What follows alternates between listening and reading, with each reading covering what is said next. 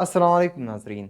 मेरा नाम मीर मसाइल है और आज मैं आपके सामने पेश खिदमत हूँ एक नए टॉपिक के साथ, जो कि एक सेंसिटिव और कंट्रोवर्शियल टॉपिक है, नेशनलिज़्म। आप सोचते होंगे कि नेशनलिज़्म कब से कंट्रोवर्शियल या कोई सेंसिटिव टॉपिक बना, ये तो आम सी बात है, दुनिया में नेशन स्टेट्स मौजूद है, तो नेशनलिज़्म क्यों कंट्रोवर्शियल टॉपिक हुआ?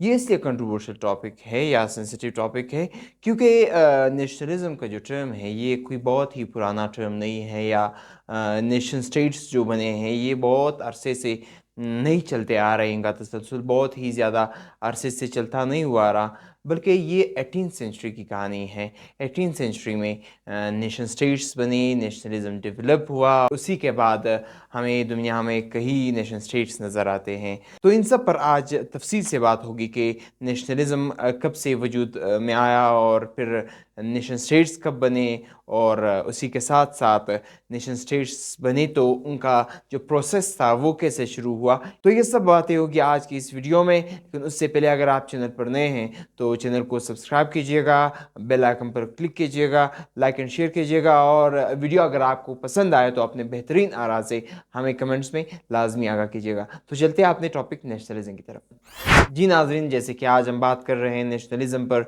और मैंने आपको बताया कि ये एक सेंसिटिव टॉपिक है, वो इसलिए कि नेशन स्टेट्स 18th सेंचुरी से बने हैं, और तब से इनका जो सिलसिला है नेशनलिज्म का चलता हुआ अभी तक आ रहा है। तो नेशन की बुनियाद किन चीज़ों पर होती है, इस पर बात करेंगे। जो 5 फीचर्स है या 5 करेक्टरिस्टिक्स है जिनसे नेशन बनता है और जिनसे नेशन स्टेट्स बने, उस पर बात करेंगे। तो दुनिया में नेशनलिज्म के जो तस्वर पेश हुआ वो 18th सेंचुरी से शुरू हुआ। नेशनलिज्म की बुनियाद ये है कि एक स्टेबल कम्युनिटी हो, यानी कि लोग उस कम्युनिटी के खानाबदोश ना हो, वो एक ही जगह पर मुकीम हो, आबाद हो। दूसरा जो फीचर है वो ये है कि वहाँ के लोगों की जो लैंग्वेज है, ज़ुबान है, वो एक हो, वो एक ही ज़ुबान को बोलने और समझने वाले हों।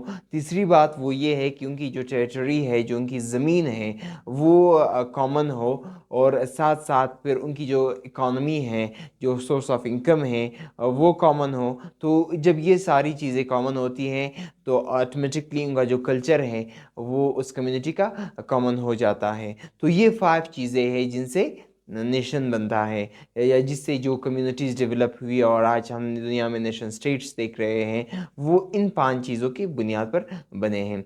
लेकिन ये बने कैसे? हुआ कुछ यूँ कि 18th सेंचुरी से पहले जो दुनिया में अगर हम देखें एंशियंट वर्ल्ड को, एंशियंट एम्पायर्स को या मेडिवल एम्पायर्स को, वो कुछ यूँ थे कि वो एम्पायर्स किसी नेशन की बुनियाद पर नहीं बने थे।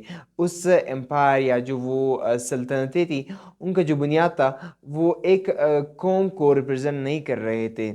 उन मेडिवल एम्पायर्स या उनके एंशियंट वर्ल्ड की जो एम्पायर्स, या अगर हम उसकी बात करें, जिस तरह के रोमन एम्पायर है जो ब्रिटेन से मिडल ईस्ट तक फैला हुआ था, उसके जो लोग थे वो एक ज़ुबान बोलने वाले और एक कल्चर से, या उनकी जो इकॉनमी है वो कॉमन नहीं थी। अगर हम बात करें इस्लामी खिलाफत की, तो वहाँ के जो लोग थे वो एक कल्चर से, एक ज़ुबान बोलने वाले नहीं थे, बल्कि वो भी डिस्पर्स लोग थे, मुख्तलिफ़ ज़ुबानें बोलने वाले, मुख्तलिफ़ कल्चर के लोग थे। उनकी इकानमी या सोर्स ऑफ इनकम जो था वो भी मुख्तलिफ़ ज़रायों से वो इकानमी डेवलप करते थे, और उनकी जो टेरिटरीज़ थी वो भी मुख्तलिफ़ कॉन्टिनेंट्स में आबाद थी। यानी कि उसमें जो हमारा सब कॉन्टिनेंट है ये आ रहा है, क्योंकि इनके असरात यहाँ इंडिया, पाकिस्तान, अफ़गानिस्तान, इन इलाकों पर भी थे, और साथ साथ मिडल ईस्ट, अफ्रीका, ये तमाम जो ख़ित्ते हैं वो इस्लामिक जो खिलाफत थी उनके असरात थे या वो इनके अंडर थे। तो ये नेशन स्टेट नहीं था। अगर हम बात करें बिज़ेंटाइन एम्पायर की, तो वो भी एक ज़ुबान बोलने वाले लोग नहीं थे, वो एक कौमी रियासत नहीं थी, वो एक कौम की नुमाइंदगी नहीं करते थे, बल्कि उनके लोग मुख्तलिफ़ ज़ुबानें बोलते थे।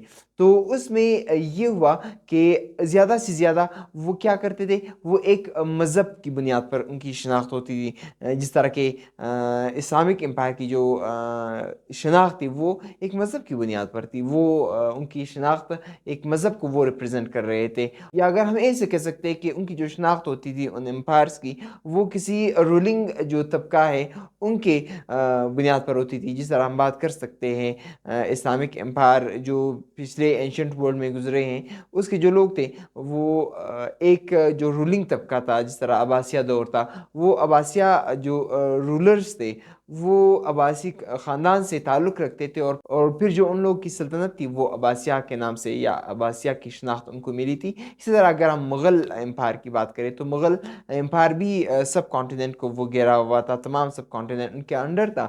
لیکن اس میں جو لوگ تھے وہ ایک زبان نہیں بولنے والے تھے. ان کی جو سورس آف انکم تھی, جو کامن اکانومی ان کی نہیں تھی, ان کی کامن کلچر نہیں تھا, وہ مختلف لوگ تھے. لیکن مغل جو تھے, یہ قوم جو تھی, کیونکہ یہ رولنگ طبقہ تھا تو ان کو شناخت ان کی وجہ سے ملی تھی. تو اس طرح سے پچھلے زمانے میں امپائرس ہوتے تھے. لیکن پھر ہوا کچھ یوں کہ ورلڈ پہلے جو لوگ تھے وہاں پر جو دیہات ہوتے تھے, وہاں پر جو گاؤں پنڈ وغیرہ ہوتے تھے وہ بہت ہی آئسولیٹڈ ہوتے تھے, دور دور علاقوں میں رہتے تھے.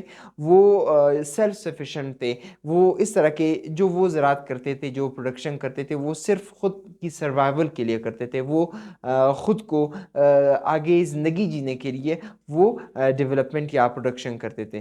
تو بعد میں ہوا کیوں کہ جب ٹریڈ شروع ہوا, جب کیپٹلزم کا آغاز ہوا, تو اس میں کیا تھا کہ یہ لوگ سیلف سفیشنسی سے نکل آئے. وہ لوگ پروڈکشن کرنے لگے, وہ ٹریڈ کے لیے کرنے لگے, اور پھر وہ جو پروڈکشن کرتے تھے لا کر منڈیوں میں بیچتے تھے. وہاں سے جو ان کو پیسہ جو کچھ بھی ملتا تھا اسی سے پھر وہ اپنی زندگی کی ضروریات پوری کرتے تھے. تو اس طرح سے کیپٹلزم شروع ہوا. اور جب یہ پروسیس شروع ہوا تو جو مختلف کمیونٹیز تھی, وہ لوگ جو نیو کمیونٹیز ڈیولپ ہوئی, وہاں پر یہ لوگ ایک ٹیریٹری میں رہتے تھے اور ایک ہی جگہ پر وہ مقیم تھے, ایک ہی زبان بولنے والے لوگ تھے. تو وہ لوگ آ کر یہ ٹریڈ کرنا شروع کیا, سیلف سفیشنسی سے نکل آئے. تو جب یہ ساری چیزیں ان کی ایک ہو گئی تو ان کا کلچر بھی کامن ہوا. تو اس طرح سے وہ نیشنز ڈیولپ ہوئے. اور پھر جب یہ بہت ہی رچ ہوئے, امیر ہوئے, تو ان لوگوں نے, ان کمیونٹیز نے اپنے لیڈرز بنائے. اور ان لیڈرز نے پھر سوچا کہ کیوں نہ ہم جو فیوڈل کلاس ہے جو رول کر رہے دنیا کو, اس کو جا کر ہم مات دیں. تو ان لوگوں نے جا کر ان کے خلاف بغاوت کی, اور پھر ان لوگوں نے اپنی ریاستیں قائم کی. اور اس سے جو کیونکہ وہ جو کمیونٹیز تھی وہ اسپیسیفک نیشن سے تعلق رکھتی تھی, ان میں جو 5 کریکٹرسٹکس میں نے بیان کیے وہ موجود تھے. تو اس طرح سے نیشن سٹیٹس کا آغاز ہوا, اور یہ 18 سینچری کی کہانی ہے. اور اس کی ایک بہترین مثال ہم دے سکتے ہیں, وہ فرینچ ریولوشن ہے, یا انگلینڈ میں جو نیشن سٹیٹس بنے وہ اس کی بہترین مثال ہو سکتی ہے. تو یورپ کے اس حصے میں, فرانس اور انگلینڈ میں, تو یہ جو کیپٹلزم سے شروع ہوا, ان لوگوں نے جا کر فیوڈلزم کو یا فیوڈل جو کلاس تھی ان کو ختم کر کے وہ کیپٹلزم وہاں پر ڈیولپ کیا, اور پھر نیشن سٹیٹس کریٹ کیے. لیکن باقی جو یورپین دنیا تھی وہاں پر بالکل اس کے برعکس کام ہوا. وہاں پر کیا ہوا کہ جو فیوڈل تھے ان لوگوں نے سوچا کہ یہ جو کیپٹلسٹ اور یہ جو نیشن سٹیٹس بنائے جن لوگوں نے, یہ آ کر اب یہاں پر رول کرنے لگے, کیوں نہ ہم ان کی جو اصلاحات یہ لائے ہیں اس طرح کا کام شروع کریں. تو اوپر سے فیوڈل کلاس نے کیپٹلزم کو فالو کیا, اور یہ from the top to bottom آ گئے. اوپر سے ان لوگوں نے پھیلایا کیپٹلزم کو, اور اس طرح سے ان لوگوں نے جو اپنی ریاستیں تھی وہ بچائی بھی, اور اس طرح سے وہ اپنے نظام کو چلانے لگے. تو یہ دو اپوزٹ ڈائریکشنز تھے, ایک capitalist from bottom to top گئے, فیوڈل کو اڑایا, اور دوسرا جب فیوڈل اس سے امپریس ہوئے, ان سے متاثر ہوئے, تو ان لوگوں نے آ کر اسی نظام کو اپنایا اور کیپٹلزم کو فروغ دیا. कैपिटलिज्म की जो माशी स्ट्रेटजी है उससे बचाया नहीं जा सकता। वो ये है कि अगर एक अमीर है वो अमीर से अमीरतर होता जाएगा और गरीब मज़ीद गरीबी की तरफ बढ़ता चला जाएगा। इस माशी सिस्टम जो कैपिटलिज्म में मौजूद है इससे बचाया नहीं जा सकता। तो इस तरह यहाँ पर भी हुआ जब ये कौमें या जो ये कौमी रियासतें हैं ये जब ज़्यादा आबाद हुई तो उन लोगों ने सोचा कि हम जो स्ट्रगल करके आए हैं और हमने जो अपने नेशन स्टेट्स बनाए हैं अब जाकर ये लोग दूसरे कौमों पर अपनी जो पाबंदियां हैं वो कायम करने लगे।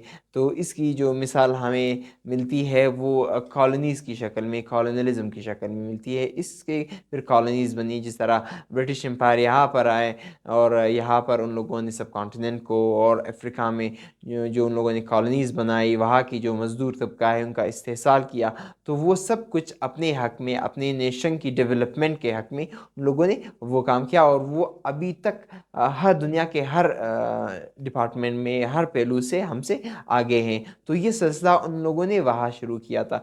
तो ये नेशन स्टेट्स जो बनी उन लोगों ने फिर दूसरे लोगों को उन पर पाबंदियाँ लगाना शुरू कर दी और इसी तरह से वो अपने ख़ुद को तो बहुत ही मजबूत करने लगे, लेकिन उसके साथ साथ वो दूसरों को कमज़ोर करते चले गए। बात जो अभी हमने की कि जब फ्यूडल क्लास ने कैपिटलिज्म को फॉलो करते हुए अपनी रियासतें कायम की, तो चूँकि वहाँ पर तो नेशंस नहीं थे, एक नेशन से लोग ताल्लुक़ नहीं रखते थे जिस तरह जो कैपिटलिज्म से लोग होकर गए और फिर नेशन स्टेट्स बनाए फ्रांस या इंग्लैंड में। बाकी यूरोप में इस तरह नहीं हुआ कि फ्यूडल क्लास ने उनको फॉलो किया। तो वहाँ पर फिर एक नेशन से लोग ताल्लुक़ नहीं रखते थे, तो वहाँ पर मल्टी नेशनल स्टेट्स बन गए। जितनी भी ये नेशन स्टेट्स बनी, डेवलप हुई, उनकी जो स्ट्रेटजी थी वो ये थी कि फिर ये दूसरे अक़वाम पर या दूसरे नेशंस पर पाबंदी लगाने लगी कि एक नेशन जब इकोनॉमिकली जितना डेवलप होगा उतना ही वो नेशनली भी डेवलप होगा। और फिर वो डेवलपमेंट उसके मुख्तलिफ़ फेजेज़ होते हैं। एक तो नेशन स्टेट्स बन जाते हैं, उसमें फिर ये है कि नेशनल बोर्जवाज़ आ जाते हैं सामने, या दूसरे तबके पर जब उसकी डेवलपमेंट उससे थोड़ी सी कम होती है इकोनॉमिक डेवलपमेंट, तो फिर वो अर्बन पैटी बोर्जवाज़ बन जाते हैं।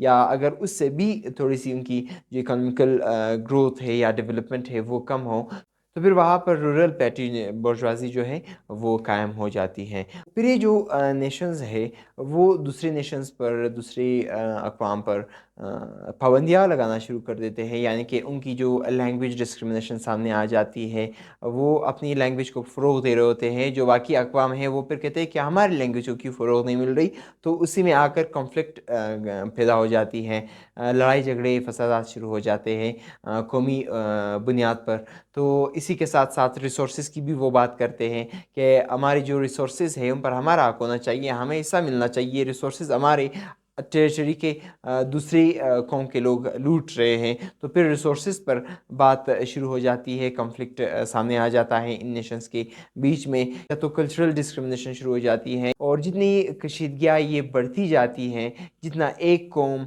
जो डेवलप्ड है इकोनॉमिकली, वो दूसरे नेशंस पर अपनी पाबंदियाँ रिस्ट्रिक्शंस लगाना शुरू कर देते हैं, उतनी ही कशीदगियाँ बढ़ जाती हैं इन कौमों के दरमियान और उतनी ही यहाँ पर कॉन्फ्लिक्ट्स क्रिएट हो जाते हैं। और इन कशीदगियों के साथ साथ, उनकी बढ़ने के साथ साथ नेशनलिज्म भी डेवलप होता है। तो आज का जो हमारा टॉपिक था नेशनलिज्म, चूँकि ये एक छोटा टॉपिक नहीं है, इसको एक वीडियो में कवर नहीं किया जा सकता।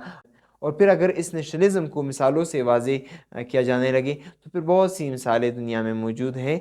तो इन सब को एक वीडियो में हम कवर नहीं कर सकते। लिहाजा आज की जो टॉपिक थी कि नेशनल डेवलपमेंट कब हुई, नेशन स्टेट्स कब बने और प्रोसेस क्या हुआ, आज की इस वीडियो में हमने वो चीज़ें कवर की। और आखिर में फिर बताता चलूँ कि 5 चीज़ें हैं जो जिनसे 18th सेंचुरी में नेशनलिज्म डेवलप हुआ। स्टेबल कम्युनिटी, کہ لوگ خانہ نہ ہوں، ایک ہی جگہ رہنے والے ہو، کامن لینگویج ان کی لینگویج ایک ہو، وہ ایک ہی لینگویج یوز کرتے ہو اور سمجھتے ہو، ان کی جو ٹیریٹری ہے، جو علاقہ ہے وہ ایک ہو، کامن اکانومی ہو، ان کی جو اکانومی ہے، ان کا جو سورس ہے وہ ایک ہو، اور پھر ان سب کے بعد ان کی کلچر کامن ہو، تو ان کی بنیاد پر کمیونٹیز ڈیولپ ہوئی، اور پھر ان لوگوں نے جا کر نیشن سٹیٹس ڈیولپ کیے۔ تو اسی کے ساتھ آپ سے اجازت چاہتے ہیں۔ اگر آپ کو ہماری ویڈیو پسند آئی ہو تو اپنی بہترین آراء سے ہمیں لازمی طور پر کمنٹس میں آگاہ کیجیے گا۔ تو نیکسٹ ویڈیو کے لیے مجھے اجازت دیجیے گا اس دعا کے ساتھ کہ اللہ تعالیٰ آپ کا، میرا اور ہم سب کا حافظ ناصر ہو۔ اللہ حافظ and thank you so much for watching.